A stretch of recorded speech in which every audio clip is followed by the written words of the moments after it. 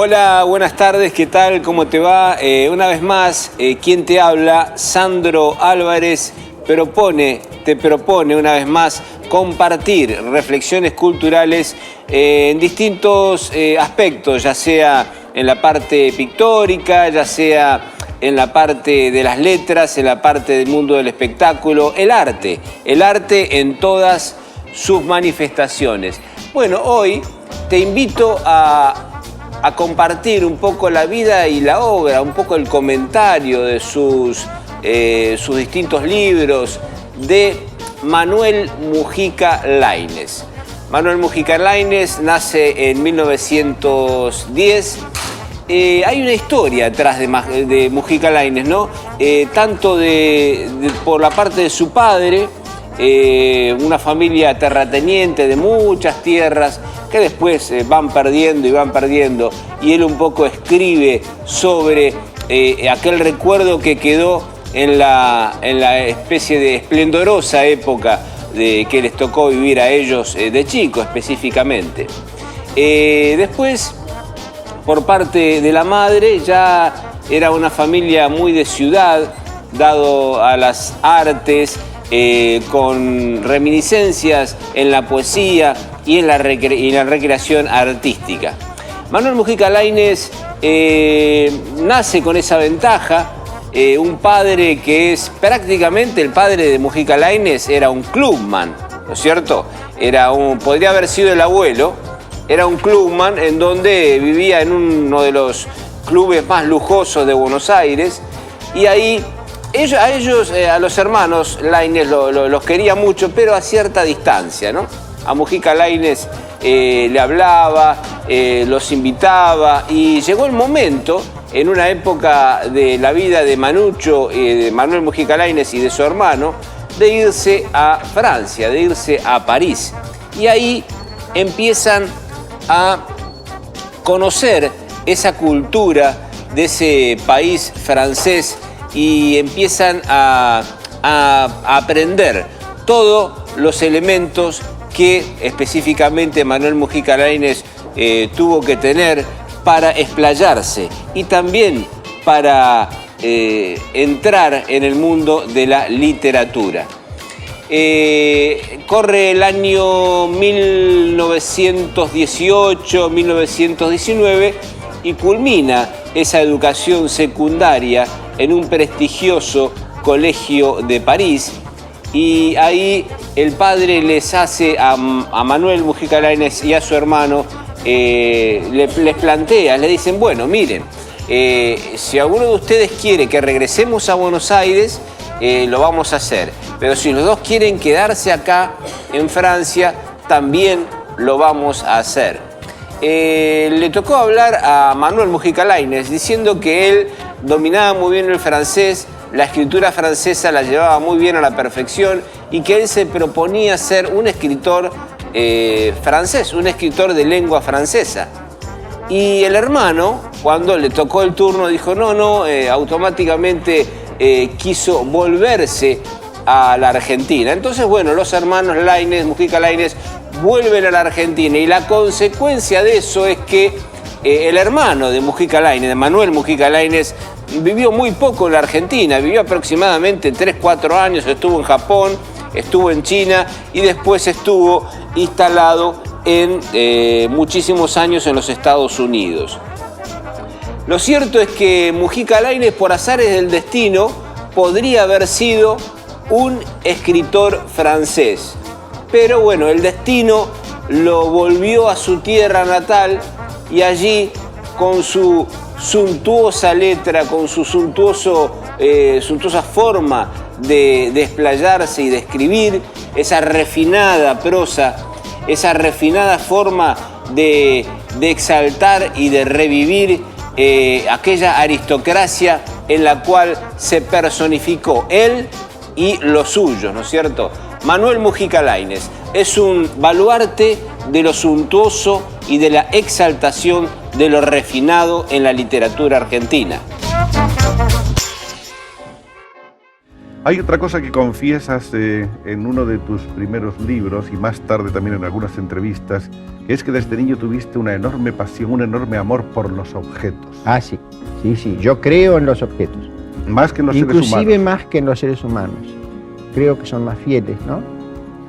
Porque, claro, los seres humanos pueden traicionarte, pero a los objetos los traicionamos nosotros, ¿no?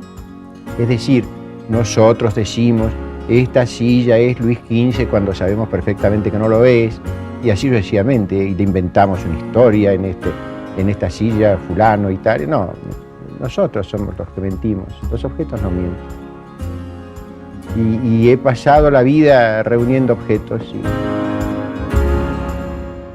Para descubrir a Manucho Mujica Lainez, yo te voy a hablar desde mi experiencia como lector.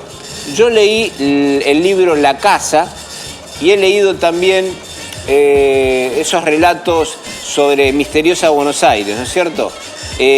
Sobre La Casa es una particular forma de escribir que tuvo él, en donde le da la voz a la casa y le empieza a dar una especie de vicisitudes, y la casa cuenta: en estos momentos estoy perdiendo tal o cual cosa. Una casa que pertenecía a la fehaciente aristocracia de la Argentina de aquel entonces, ¿no?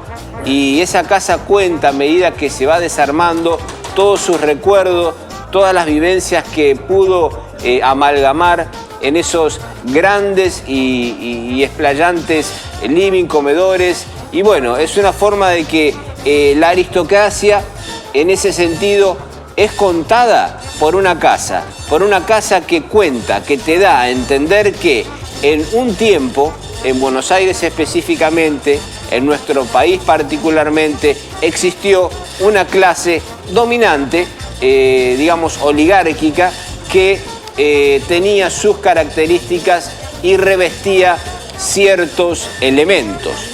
Después, en el libro sobre los distintos relatos que habla sobre la misteriosa Buenos Aires, arranca desde 1540. Él hace el siguiente trabajo. Mujica Lainez se propone investigar históricamente y empezar a juntar los elementos como que para que relato a relato formen parte de un archivo histórico, y también sobre una ficción armada para que de alguna manera se sobreponga a lo objetivo y lo histórico. Y ahí forma en cada uno de los años un relato y una historia, un cuento que te dice tal o cual cosa, pero también te referencia una forma de ver, una forma de archivo en el cual están los principales cánones de la historia de nuestro país. En Misteriosa Buenos Aires también existe un poco de literatura fantástica mezclado con las vicisitudes históricas. Y también él, Mujica Lainez, tomó parte de la redacción en su historia como escritor y como periodista. Tomó parte, ahora cambiando un poco de tema, tomó parte del archivo y de la redacción del diario de los Mitre, del diario La Nación. Ahí empieza a realizar distintas notas sociales.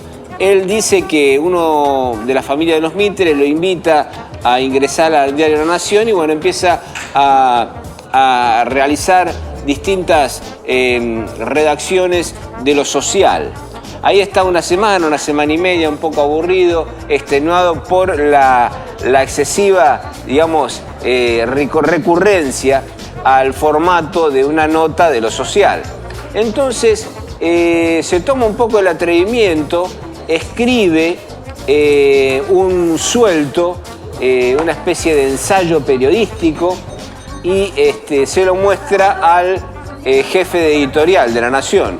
Y ahí es automáticamente contratado al leer ese ese particular suelto, ese particular ensayo periodístico en donde está titulado como El culto de las vacas. Era el nombre, no era el título, El culto de la vaca, y empieza a tener cierta atracción al público de la nación, esos especies de ensayos periodísticos que él realiza. Una vez más, Mujica Lainez, digno de recordar, digno de evocar, y por sobre todas las cosas yo lo pondría ahí en el refinado y suntuoso manifiesto de la literatura argentina.